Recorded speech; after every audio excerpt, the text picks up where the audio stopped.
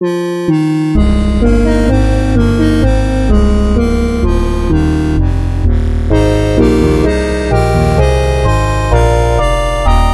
I post this, I believe this will be my 151st video. So I'm going to show you all the Pokemon stuff I got at the Nintendo store. As if this wasn't already enough. Let me show you the shirt I got. I wasn't planning on getting a shirt, and in high school I wore a Nintendo shirt like every single day. I'm sort of past that now. I've given away most of my Nintendo shirts except like the really nice ones or the really special ones, but I thought this shirt was really nice. Nice, simple red shirt.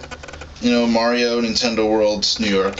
So it's nice. I didn't have a shirt that actually said Nintendo World on it, so nice souvenir shirt. What else I got here? That was, let's see, I have, that shirt was 20 bucks. Pretty reasonable, especially since it's exclusive to Nintendo World. Next, I got a Zekrom figure. I believe this is vinyl. Because it looked cool. It'll look cool on my shelf wherever I choose to display this. This was $10. For $10, this is a pretty nice figure, especially since it's I'm assuming it's pretty hard to come by. Not hard to come by, but you know, you're not gonna see this at your Toys R Us, whatever. Interesting thing, on the back of here, like the string that the tag is attached by is sort of like coming out of his back, like it's part of his body. I'm sure it's easy to just yank this out and it won't be an issue. I know I'm not a collector so much, so I'm not worried too much about pulling the tag off when I do decide to, but yeah, so that's not a big deal. The figure itself looks pretty cool. I never noticed this before because I hadn't really seen much of this character, but like the thing on his tail looks almost like a GN drive from Gundam 00, which I haven't seen, but I've seen like the Gundams in that series have like these big turbines on their backs, and this looks kind of like a GN drive. Next, I have a Snivy plush in the back window of my car. I got Snivy in Nintendo World and when the 3DS launched. Let me tell you this story because this story deserves to be told. After Union Square Best Buy, there was a big mess with. It was a good event in general, but towards the end, the Best Buy did not run the event as well as they could have. Left a sour taste in me and Pete's mouths. So we ran over to Nintendo World to cash in to get our return tickets from our pre-order things and to buy a couple of games they didn't have in stock at Union Square Best Buy, and they opened the door just for us. This is maybe like 2 o'clock in the morning by then. They saw us. They let us in specifically, and the lady there gave me this Purloin pen that she made herself. They don't sell them. She doesn't sell these here because she works for the store, so it'd be a conflict of interest to make her own merchandise and sell it. But she gave me this, like, just because. So that was very nice of her. A very special pen to me.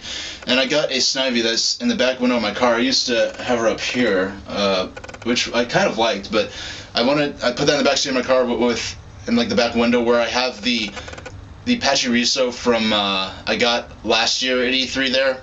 So I got a Tepig to go with that. I'm gonna put this in the back window too. So I also got an Oshawott, so I can have all the Unova starters in the back window of my car. And they had a sort of big Zekrom plush. It was like maybe like yay big, and it was pretty cool. It wasn't that much. I forgot how much it cost, but it was pretty beefy, and it looked cool. But I didn't get it. They also have the second stage starters for the They have the evolutions of Tepig, Oshawott, and Snivy.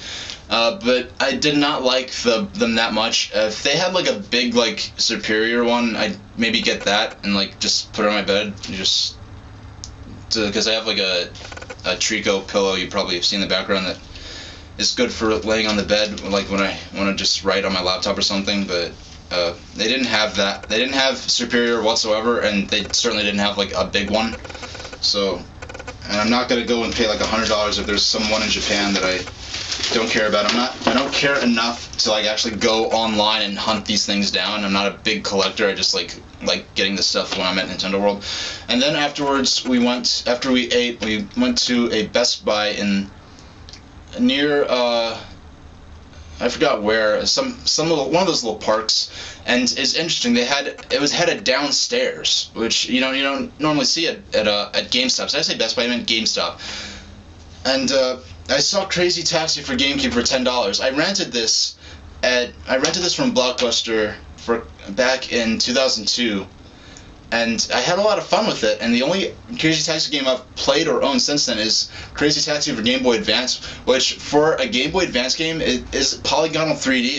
It's pretty impressive. They took out KFC and all the music from The Offspring. They took out all the licensed stuff, but for a Game Boy Color game, Crazy Taxi for Game Boy Color is really, really impressive, especially back before the Nintendo DS and the PSP, back when 3D on a handheld was a major novelty. That was pretty impressive. Also, Super Monkey Ball Junior was a very incredibly impressive polygonal 3D game for the Game Boy Advance.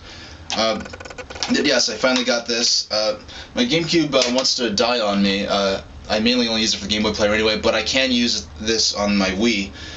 Maybe I'll even play it later today, but I am busy with non-video game related stuff right now. In fact, I'm going to put this up here right now. There we go. So, thank you very much for watching.